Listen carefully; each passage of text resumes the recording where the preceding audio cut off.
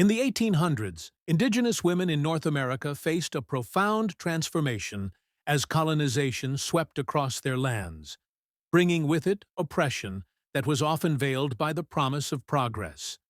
These women, from tribes like the Cherokee, Lakota, and Paiute, lived through the devastating impact of land loss, cultural suppression, and gender-based violence as European settlers and American policies reshaped their world. The Indian Removal Act of 1830 forced thousands, including the Cherokee Nation, from their ancestral homes on the Trail of Tears, a journey that claimed thousands of lives and left women to bear the brunt of displacement and grief. Their lives were marked by resilience as they navigated a society that sought to erase their identities. Yet their stories remain largely untold, hidden beneath the broader narrative of colonial expansion. The impact of colonization on indigenous women was immediate and brutal, beginning with the loss of land that had sustained their communities for generations. By 1830, the United States government, driven by a desire for cotton-rich territories, enacted the Indian Removal Act, displacing over 60,000 indigenous people from the Southeast. For women, this meant not only abandoning their homes, but also facing violence and exploitation during the forced marches. Historical records from the Cherokee Nation estimate that 4,000 died on the Trail of Tears, with women and children suffering disproportionately from starvation and disease. The disruption extended to their roles as caregivers and cultural keepers, as traditional practices were outlawed, and their authority within tribal structures was undermined by patriarchal colonial laws that favored male land ownership and governance. Forced assimilation became a tool to erase indigenous identity, targeting women as the heart of cultural preservation. In the 1800s, the U.S. government established boarding schools, such as the Carlisle Indian Industrial School in 1879, with the motto, "Kill the Indian, save the man." Young girls were forcibly taken from their families, stripped of their clothing, and given European names and dresses, their hair cut to sever ties to their heritage. Women like those in the Lakota tribe faced bans on speaking their languages or practicing traditional ceremonies, with punishments ranging from beatings to solitary confinement. Yet, many resisted in secret, passing down stories and songs to their children, weaving resilience into the fabric of their communities despite the constant threat of cultural annihilation. Life on reservations, established after removal, brought new layers of oppression for indigenous women. By the late 1800s, the U.S. government had confined tribes to designated lands, often barren and inadequate for survival. Women, who had once managed agriculture and family resources, found themselves dependent on meager rations and faced increased vulnerability to violence.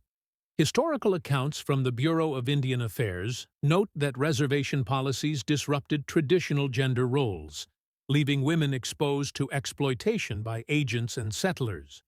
Sexual violence became a pervasive issue, with little recourse, as tribal courts lost jurisdiction over non-indigenous perpetrators under laws like the 1885 Major Crimes Act. The isolation of reservations compounded their suffering, turning once thriving communities into places of hardship and despair. Despite these challenges, indigenous women demonstrated extraordinary resilience, resisting oppression in ways both visible and subtle. Some, like the Cherokee women who hid sacred items during removal, preserved cultural artifacts that might otherwise have been lost. Others participated in armed resistance, such as the Lakota women who supported warriors during the Great Sioux War of 1876. These acts of defiance were not just survival tactics, but assertions of identity, challenging the colonial narrative that sought to reduce them to passive victims. Their strength was a quiet rebellion, carried out through daily acts of courage that kept their cultures alive against overwhelming odds. Sarah Winnemucca, a Paiute woman born in 1844, emerged as a powerful voice against the injustices faced by Indigenous women and their communities. Raised in Nevada, she witnessed the encroachment of settlers and the suffering of her people on reservations, where corruption and neglect were rampant. In 1879, she began advocating for better conditions, traveling to Washington, D.C. to plead with government officials. Her 1883 autobiography, Life Among the Paiutes, Their Wrongs and Claims, detailed the abuses her people endured, including the exploitation of women, and called for education and land rights. Winnemucca's efforts led to the establishment of a school for Paiute children, though her work was met with resistance from those who profited from Indigenous suffering. Her legacy remains a testament to the power of one woman's voice in the face of systemic oppression. The legal and social systems of the 1800s further entrenched the oppression of Indigenous women, stripping them of agency and protection.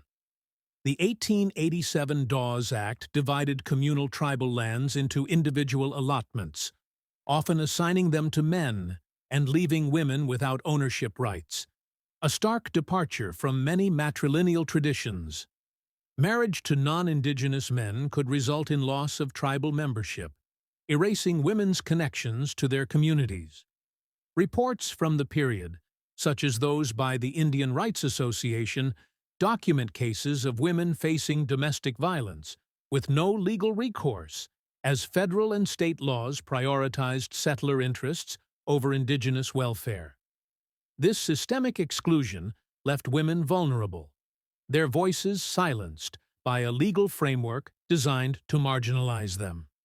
The cultural contributions of Indigenous women during this period were a form of resistance that endured beyond the 1800s. Despite bans on traditional practices, women continued to teach beadwork, basket weaving, and storytelling, preserving skills that define tribal identities today. The ghost dance movement of the 1890s, led in part by women like those in the Lakota tribe, offered spiritual hope and unity, even as it was met with violent suppression at Wounded Knee in 1890. These acts of cultural preservation were acts of defiance, ensuring that the next generation would inherit a legacy of strength rather than submission. Their efforts laid the groundwork for the revitalization of Indigenous cultures in the 20th century. The legacy of Indigenous women's suffering in the 1800s is a complex tapestry of loss and resilience that continues to shape modern Indigenous communities. The trauma of removal and reservation life left lasting scars, with studies like those from the National Congress of American Indians noting higher rates of poverty and health issues among descendants. Yet, their resistance inspired movements for sovereignty and equality, with figures like Winnemucca paving the way for activists today. The 1924 Indian Citizenship Act and subsequent recognition of tribal rights owe much to the quiet strength of these women, whose stories were long overlooked by mainstream history. Reflecting on this history today, we see the enduring impact of Indigenous women's struggles. Their experiences highlight the intersection of gender, race, and colonial power, offering lessons on resilience and the fight for justice. The repatriation of lands and the revival of languages in the 21st century trace their roots to the women who refused to let their cultures die. As we honor their memory, we are reminded of the importance of amplifying marginalized voices, ensuring that the veiled oppression of the 1800s does not fade into silence. Their legacy challenges us to ask, how can we continue their fight for recognition and equity in our own time?